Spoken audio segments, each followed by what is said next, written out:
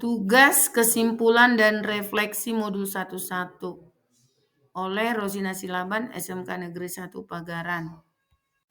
Pandangan saya terhadap murid sebelum belajar modul 11. Saya memandang murid atau siswa sebagai objek yang harus tunduk dengan aturan yang dibuat oleh guru di sekolah maupun di kelas. Pandangan saya terhadap pembelajaran sebelum saya belajar modul 11. Pembelajaran merupakan proses transfer ilmu dari seorang bapak ibu guru terhadap anak didiknya sesuai dengan tuntutan kurikulum. Filosofi KHD tentang pendidikan. Ki Hajar Dewantara menjelaskan bahwa tujuan pendidikan yaitu menuntun segala kodrat yang ada pada anak-anak agar mereka dapat mencapai keselamatan dan kebahagiaan yang setinggi-tingginya, baik sebagai manusia maupun sebagai anggota masyarakat. Oleh sebab itu, pendidikan hanya dapat menuntun tumbuh atau hidupnya kekuatan kodrat yang ada pada anak-anak agar dapat memperbaiki lakunya, bukan dasarnya, hidup dan tumbuhnya kekuatan kodrat anak. Dalam proses menuntun, anak diberi kebebasan, namun pendidik sebagai pamong dalam memberi tuntunan dan arahan agar anak tidak kehilangan arah dan membahayakan dirinya. KHD mengelaborasi pendidikan terkait kodrat alam dan kodrat zaman sebagai berikut. Dalam melakukan pembaruan yang terpadu, hendaknya selalu diingat bahwa segala kepentingan anak-anak didik, baik mengenai hidup diri pribadinya maupun hidup kemasyarakatannya, jangan sampai meninggalkan segala kepentingan yang berhubungan dengan kodrat keadaan, baik pada alam maupun zamannya.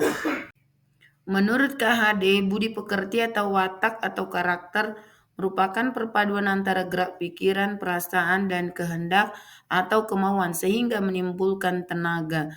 Budi pekerti juga dapat diartikan sebagai perpaduan antara cipta, karsa, sehingga menciptakan karya.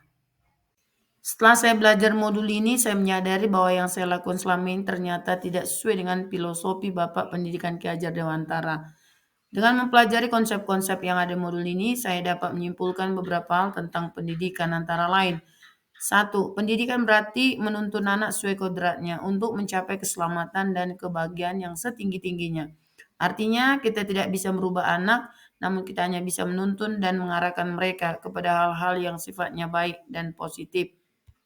2. Pendidikan harus berpihak kepada murid, artinya kita memberi kebebasan kepada mereka untuk mengembangkan potensi yang dimiliki sesuai dengan minat dan bakatnya. Artinya kita tidak boleh memaksakan kehendak kepada anak, tapi justru kita harus memberi ruang kepada mereka untuk bebas mengembangkan potensi diri mereka. Pendidikan harus menyesuaikan diri dengan kodrat alam dan kodrat zaman. Sebagai pendidik, kita tidak bisa egois dengan mempertahankan kodrat alam dan kodrat zaman kita yang harus kita terapkan, namun kita harus mengikuti kodrat alam dan zaman si murid, sehingga mereka bisa menikmati pendidikan dengan baik sesuai dengan perkembangan zaman. Seperti sekarang ini, pendidik harus bisa menggunakan media teknologi dalam pembelajaran. 4. Pendidikan keluarga memegang peranan utama untuk menumbuh kembangkan budi pekerti atau karakter seorang anak. Setiap anak berasal dari sebuah keluarga. Semua keluarga punya cara sendiri dalam mendidik anak-anaknya. Refleksi pengetahuan dan pengalaman baru. Sebelum belajar modul ini, saya berpikir dengan tindakan tegas dan hukuman dalam penerapan disiplin saat proses belajar mengajar akan bisa meningkatkan mutu pembelajaran dan juga merubah perilaku anak. Ternyata tidak. Mungkin mereka melakukannya bukan karena mereka sadar akan tugas dan tanggung jawabnya, tapi hanya karena takut dihukum mungkin, atau takut dikasih nilai jelek. Artinya mereka melakukannya karena terpaksa. Saya juga belum menyadari bahwa kodrat alam atau kemampuan setiap orang juga berbeda. Sehingga selama ini saya mengajar dengan metode yang sama untuk semua siswa.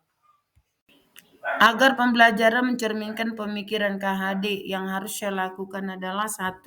Melakukan asesmen diagnostik supaya bisa mengetahui profil siswa termasuk kompetensi dan bakatnya. Yang kedua, merancang pembelajaran sesuai dengan hasil asesmen diagnostik. Yang ketiga, membuat kesepakatan belajar. Keempat, membuat pembelajaran yang berpihak kepada murid. Yang kelima, tidak boleh memberi hukuman yang tidak mendidik. Yang keenam, membuat pelajaran yang menarik. Demikianlah hasil kesimpulan dan refleksi yang bisa saya lakukan. Terima kasih.